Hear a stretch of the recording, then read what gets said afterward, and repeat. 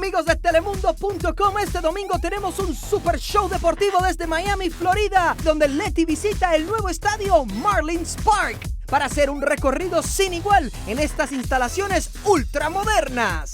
Como tú puedes ver, ahí hay una pecera atrás del home con unos peces. Yo creo que eso fue algo muy creativo de parte de ellos. Y cuando los muchachos dan un jonrón también, que salen unos delfines allá tirándose en el agua en el center field. Pero espérate, ¿delfines de verdad?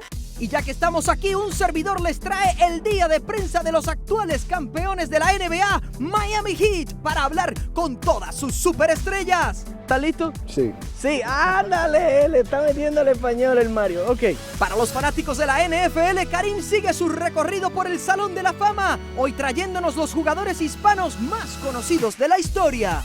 Tom Fierce es nada más ni nada menos que nacido en Guadalajara, México. En nuestro duelo de mamazas, la tapatía Maye retará a la campeona de la semana pasada en nuestro duelo de mamazas. Todo esto y muchísimo más este domingo a las 12:30, 11:30 Centro.